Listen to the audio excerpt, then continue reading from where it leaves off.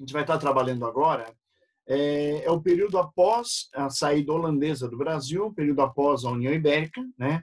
Um período que o Brasil volta a ter o pacto colonial com relação a Portugal. Então, o que nós vamos contar? Eu vou voltar a história um pouquinho, a gente vai dar uma retomada ali. Vocês vão lembrar que em 1580, Dom Sebastião, rei de Portugal, né, lutou numa guerra em Alcácer Quibir, no norte da África, e esse rei desapareceu, na verdade morreu. Para o povo português, ficou aquela ideia de que o rei voltaria, trazido como Messias, e salvaria, né, Portugal naquele momento de crise política. Por quê? Porque ele havia desaparecido, morrido, e não deixado o herdeiro direto. Ele tinha um tio-avô, que era bem mais velho que ele. Esse tio-avô governa pouco tempo em Portugal e morre. Não há herdeiro, o poder cai na mão da Espanha. E durante 60 anos, esse poder fica na mão de quem? Dos espanhóis, que é que nós chamamos de União Ibérica. A gente pode chamar de União Ibérica, domínio espanhol, domínio filipino, que nós vamos ter o rei Filipe II, Filipe III e Filipe IV da Espanha governando, né, esse período de 60 anos aí. Então, esse período de União Ibérica é um período conturbado para Portugal, por quê? Porque ele perde o controle da economia colonial, naquele período, tudo passa a ser da Espanha. Por um outro lado, há uma expansão territorial no Brasil muito grande, gerada pela quebra do Tratado de Tordesilhas, porque como tudo é território espanhol, né? Então há uma extensão territorial do Brasil. Nós vimos uma outra aula anterior, né, que está lá postada no YouTube também, que os bandeirantes, os jesuítas, os vaqueiros, os tropeiros levaram o Brasil do litoral em direção ao sertão. E nós temos um período de invasões aqui no Brasil, né? A Holanda invadiu o Brasil na Bahia e Pernambuco, a França invadiu o Maranhão, nós tivemos ataques corsários, né, muito grandes, né, em Santos e na Bahia. E aí nós temos, por lógica, né, que Portugal perde o controle tanto da colônia Brasil quanto de territórios africanos também, né? É perceptível que o domínio holandês, por exemplo, aqui, controlou o açúcar e controlou na África o tráfico negreiro. Portugal, vamos pegar o período longo aí, de 60 anos, ele perde força política, ele perde dinheiro, ele perde economicamente. E no final de 60 anos, né, explode o teminha da nossa aula aí. Uma guerra de restauração em Portugal, uma retomada do poder português e uma pressão colonial sobre o Brasil. Portugal volta a fazer o pacto colonial e recolonizar o Brasil de maneira mais vigorosa ali. Esse período, né, que vem pós-União Ibérica, pós-domínio espanhol, né, a gente chama de período da restauração. Então, vamos começar a aula aqui agora. Bom, 60 anos após a tomada espanhola de poder, ocorrem guerras de restauração em Portugal, e no final dessas guerras, acordos são feitos com a Espanha, né? Portugal cede alguns territórios aos espanhóis, faz uma negociata, e chega ao poder a dinastia de Bragança. Moda, quem é a dinastia de Bragança? A dinastia que vai governar Portugal daqui até o final do reinado português ali. Vamos pensar numa lógica, já é a família do nosso imperador Dom Pedro, já é a família do pai dele, Dom João, e da avó dele, Dona Maria I. Tá? Então, em 1640, guerras de restauração levam a Portugal a voltar a ter um rei o quê? De origem portuguesa, se livrando dos espanhóis. Bom, automaticamente, Portugal vivia uma crise por 60 anos de União Ibérica, ou seja, 60 anos sem controlar a economia colonial. Portugal estabelece o Conselho Ultramarino. O que é o Conselho Ultramarino? Na verdade, o Conselho Ultramarino tinha uma função de retomar o processo colonial no além-mar, ou seja, Brasil, e pressionar, controlar, trazer uma forte visão colonialista, né, novamente para o Brasil. Mas, Moda, o Brasil não tinha essa visão colonialista durante o domínio espanhol? Não. A Espanha, de certa maneira, deixou o Brasil meio de lado, se preocupou com suas colônias na América que tinham ouro, que dispunham do metalismo, do bulionismo, né? Que o espanhol vai praticar ali, e o Brasil ficou meio abandonado, tanto que ele foi invadido pela Holanda, pela França, pela Inglaterra ali. A retomada do pacto colonial é muito forte, é violenta, né? Portugal quer recuperar o que perdeu em 60 anos de uma vez só. Então, vocês vão ter que perceber que a criação do Conselho Ultramarino pela dinastia de Bragança é uma pressão violenta sobre as colônias e, ao mesmo tempo, né, alguns anos depois, você vai perceber que Portugal, com necessidades econômicas, tentando recuperar a economia, quebrado, e tentando salvar aquilo que foi perdido durante a União Ibérica, Portugal fecha com a Inglaterra o Tratado de Panos e Vinhos, ou Tratado de Mituim, como é conhecido. Por esse tratado, né, a gente vai perceber que Portugal acaba se enfiando em dívidas com a Inglaterra, se endividando junto à Inglaterra, vendendo barato e comprando caro dos ingleses, né? E, a partir daí, Portugal vive um outro dilema. Qual é? Como pagar essas dívidas, como saldar essas dívidas com a Inglaterra. A palavra-chave, né, para poder entender tudo isso daí, será o ouro. Né? Quando o ouro aparecer no Brasil, final do século XVII, início do XVIII, né, o nosso ouro pagará o endividamento, ou parte do endividamento português com a Inglaterra ali. Então, nós temos aí 3 coisas muito importantes na aula. Primeiro, o final da União Ibérica, ou seja, Portugal lutando para voltar a ter um rei, fazendo guerras de restauração e trazendo a dinastia de Bragança ao poder. Segundo, a criação do Conselho Ultramarino, que aumenta a pressão colonial sobre o Brasil e sobre as colônias de Portugal. É uma forma de recuperar a economia, 60 anos perdida, vamos dizer assim, com a União Ibérica. E, por último, o Tratado de Panos e Vinhos, que coloca Portugal numa situação de endividamento, de crise econômica com relação a quem? A Inglaterra ali, beleza? Alguma pergunta até aí? Se tiver alguma pergunta, alguém abre o áudio, por favor, pode falar comigo. Se não, tranquilo. Pode falar. Muito bem, o Conselho Ultramarino. Pois não. Eu não entendi o porquê que ele foi criado assim. Fácil, fácil.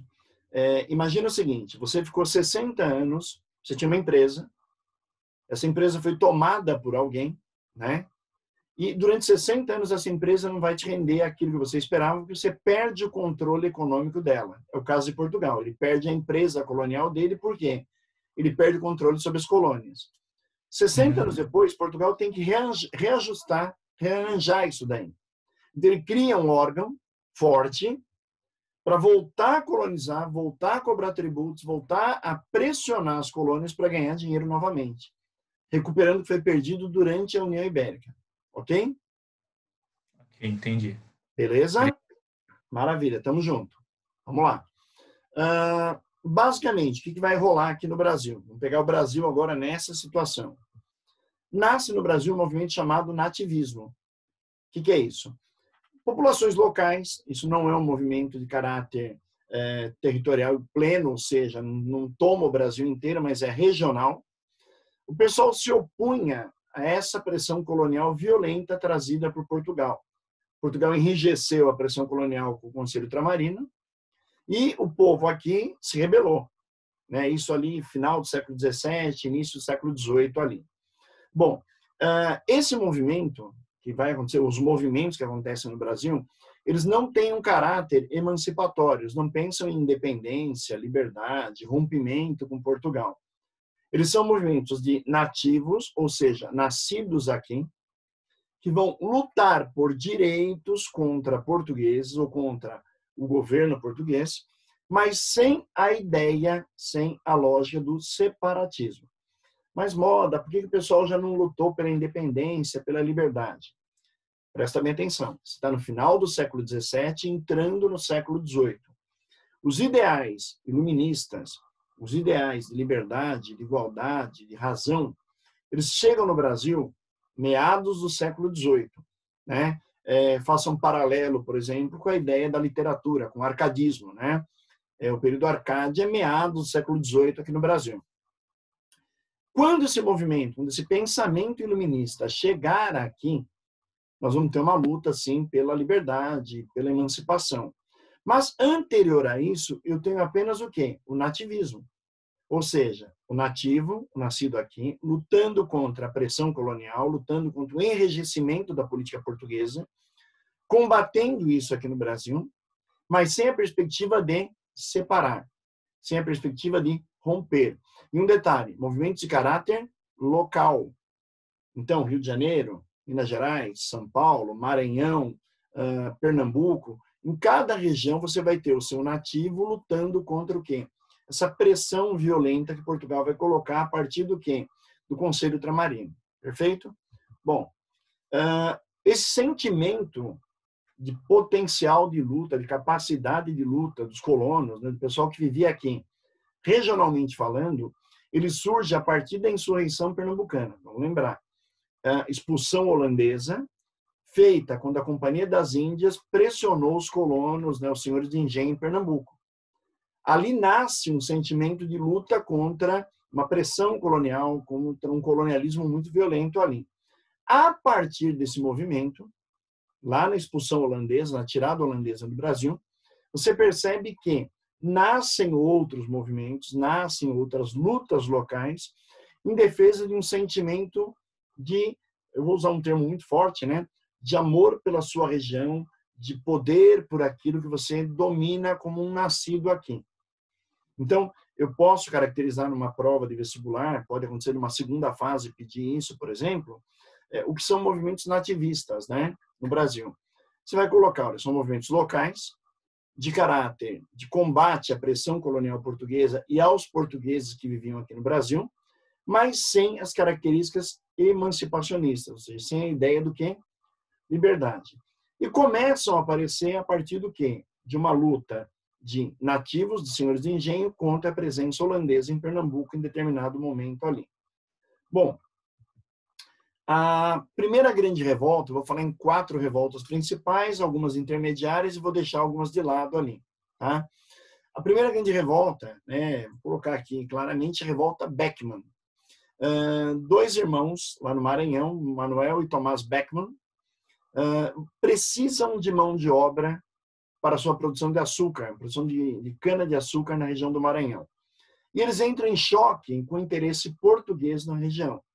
Moda, eles são nativos, nasceram no Maranhão, vivem no Maranhão, são donos de terra no Maranhão, que vão entrar em choque contra a pressão colonial portuguesa. Que pressão que é essa? Vamos lá.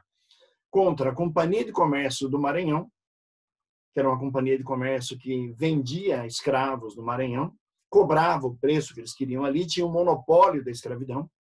Então, os Beckman querem quebrar esse monopólio português, dessa companhia portuguesa de comércio. Então, primeiro choque, nativo contra a companhia portuguesa.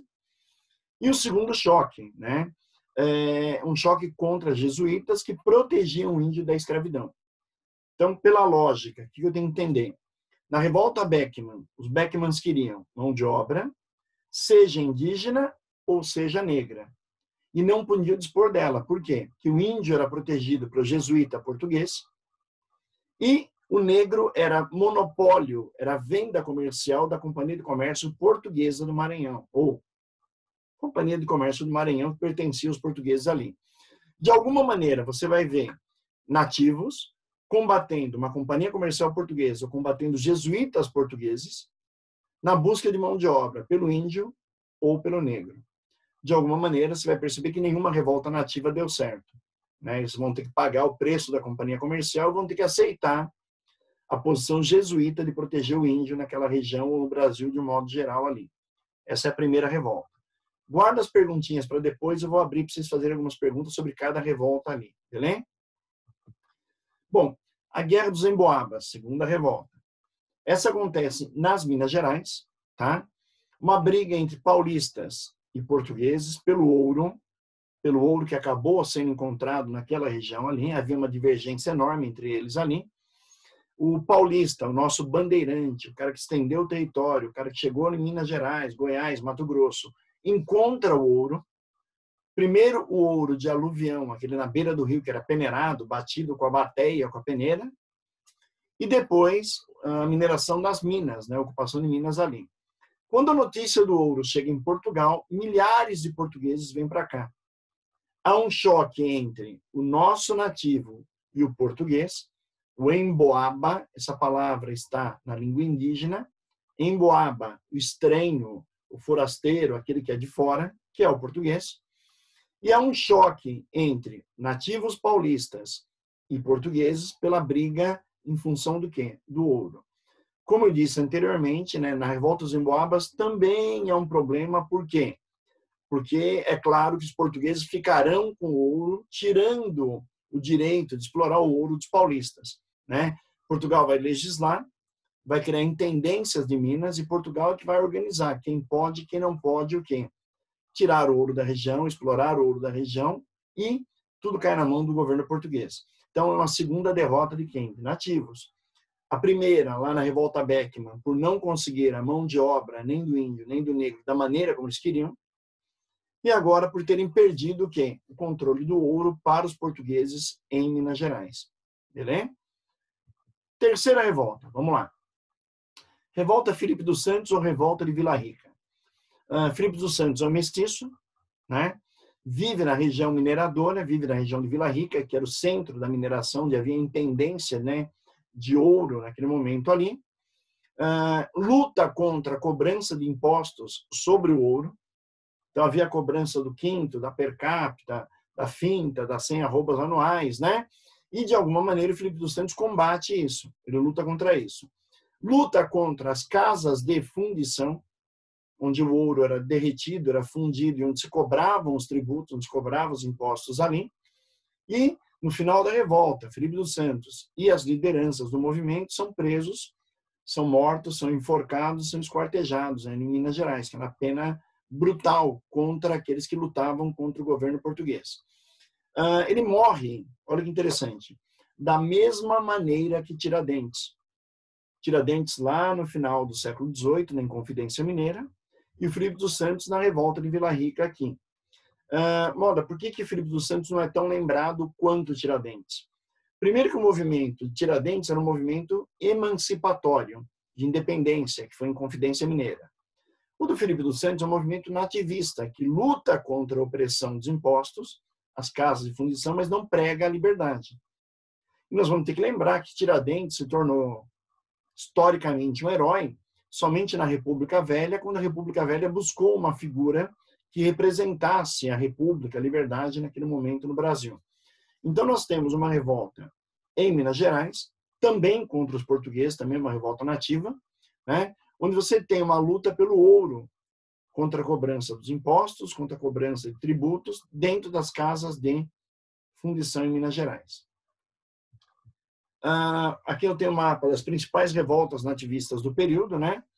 A Beckman, Emboabas, Filipe dos Santos, Mascates, Amador Bueno, eu vou falar daqui a pouquinho também, né? Pra vocês terem uma ideia que são revoltas locais. Elas estão localizadas em algumas regiões do Brasil, elas não têm um caráter mais amplo, né? A Guerra dos Mascates, a quarta grande revolta aqui.